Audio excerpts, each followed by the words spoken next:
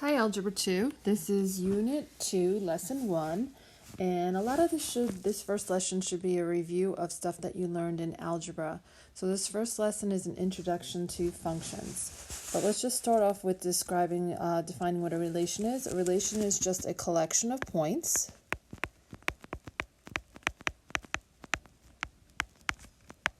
Okay, so a relation is a collection of points. A function is a relation in which each input has exactly one output.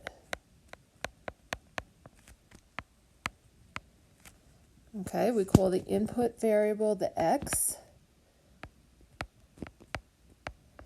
and the output is my y value. So basically, for every x, there's only one y. To check if a relation is a function, check that no x value repeats.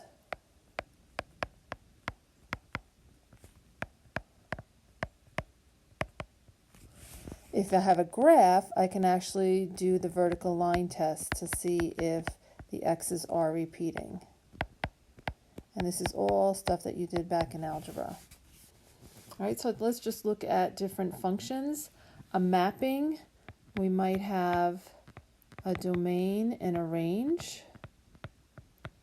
Okay, so my domain, I'm just going to pick a few numbers here, -1, 0, 1, 2, 3. And then my range, again, I'll pick a few numbers, 3, 5, 11, and 21. And it doesn't matter which one goes to which. Okay, we can mix them up a little bit.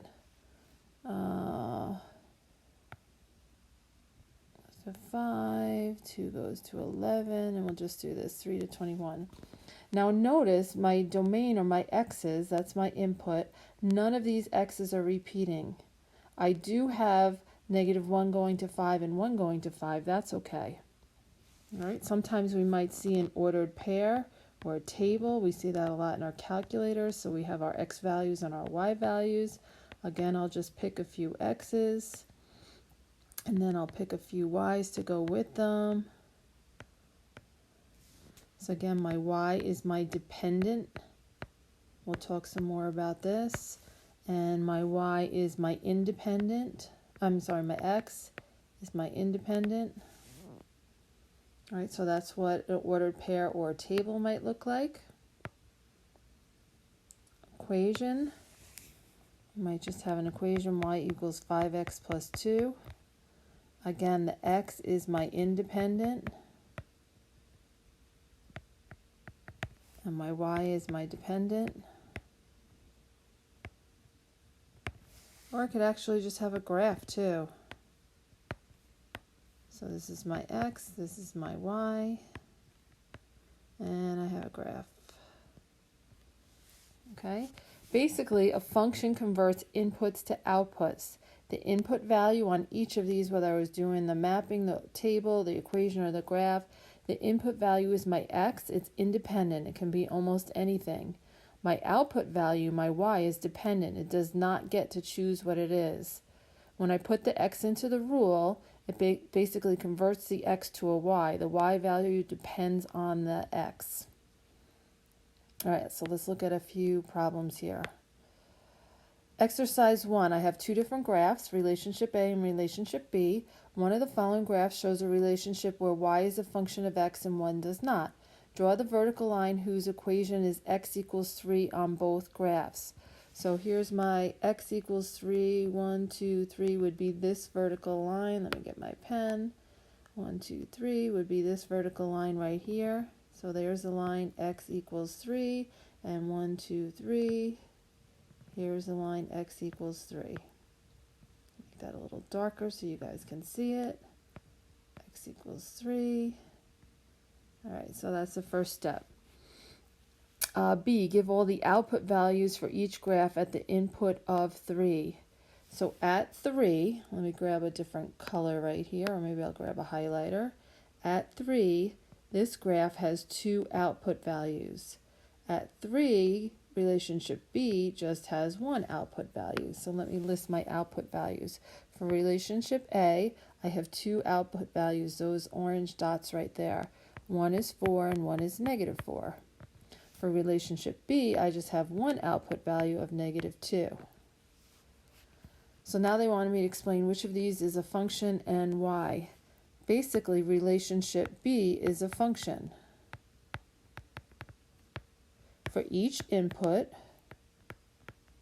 that's my x, there is only one output. That's my y. Also, it passes what we call the vertical line tests. Meaning if I can draw a vertical line anywhere on the graph and it only passes through one point, then that graph will be a function. And we're going to try doing that on the next page, my vertical line test. All right. If you need to pause the video at any time, you can. So vertical line test right here. Vertical line test, if each vertical line drawn through the graph of a relation intersects the graph at one and only one point, then the relationship is a function. I'm going to make my vertical line in a different color. I'll make it an orange. So basically, any vertical line I draw, if it only passes one time, it is a function. So yes, this is a function. In this graph right here, you can see it passes through 3 points. Okay, so this is not a function. So if you want to pause the video and try those for exercise 3, you can do that. If you just want to do it along with me, then that's fine also. So on each of these, I just want to say whether it's a function or not. So draw a vertical line, and if it's only passing through one point, then yes, it's a function. So A is a function. There's only one point that those vertical lines pass through. Here, look, there's 2 points. I don't even have to draw more than that. This is not a function. Now on C, pay attention. This is a closed dot right here. This is an open dot right there. So if I draw a vertical line, 1 point, 1 point. Even if I draw a vertical line right through this, there's only 1 point right there because that one is included. This was an open circle that is not included. So yes, this is a function. And then this line right here, again, if I draw vertical lines, it's only hitting in 1 point each time. So yes, this is a function also. Exercise 4, which graph represents a function? So in all of them, I can just do the vertical line test. Notice in 3, these are both closed circles. So if I draw a line through them, I'm hitting 2 points there, so that is not a function. This one, if I draw a vertical line, it's hitting multiple points, so that's not a function. This one has a closed circle and a closed circle, so again, I'm hitting 2 points, it's not a function. This one is the one that's the answer. This is a closed circle and this is an open circle, but if I draw a vertical line, then it is a function. Okay, exercise 5. The graph of the function y equals x squared minus 4x plus 1 is shown below. State the function's y-intercept. So here's my y line right there. Here is my y-intercept.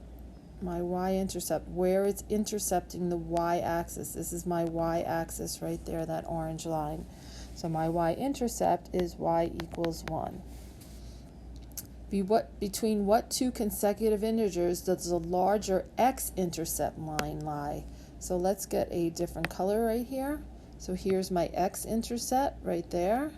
So there's 2 x-intercepts, one here at this green dot and one here at this green dot. And I want to know between which, because it's not at a point, it's between 2 points. This is 1, 2, 3. So basically this point is between 3 and 4.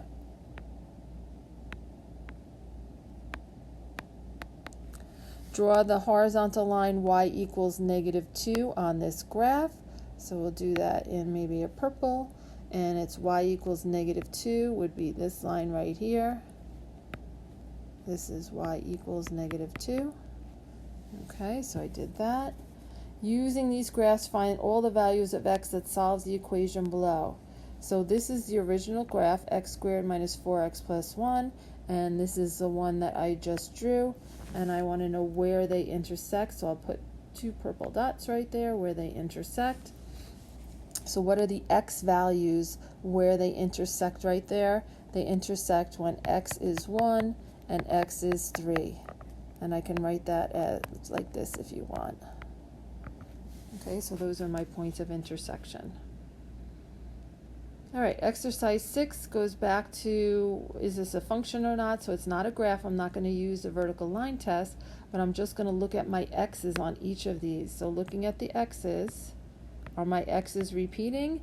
No, they're not repeating, so yes, this is a function. Okay, let me get maybe a lighter color in here. And here are my x's. Are my x's repeating? Oh, that's not a highlighter, so that's not going to work. Let me get a highlighter back. I just want it to be, orange is fine. I'll just write it. Okay, so here are my x's. Are my x's repeating? Yep, look right there. At -1 and -1, x is repeating, so no, it is not a function. -1 has 2 outputs. I was supposed to write y. For this one, every input has 1 output. Okay, so A is a function because every input has 1 output. B is not a function because -1 has 2 outputs. All right, just to change it up a little bit, for exercise 7, given the relation R, and these are my points, -2, 3, A, 4, 1, 9, 0, 7, which replacement for A makes this relation a function? So let's look at our, let me get a different color here. Let's look at my x's so far. These are the x's that I have. So if it's going to be a function, A cannot be those numbers. All right, so A cannot be, let's get a color right here. A cannot be -2 because that would not make it a function. A cannot be 1 because that would not make it a function. The x's would repeat. And A cannot be 0 because that would not make it a function. So there we go, choice 4. All right, and last problem. An internet music service offers a plan whereby users pay a flat monthly fee of $5 and can then download songs for 10 cents each. What are the independent and dependent variables in this scenario? The independent is going to be the number of downloads, because that obviously changes. The dependent is how much we are charged, and that's going to be based on the number of downloads.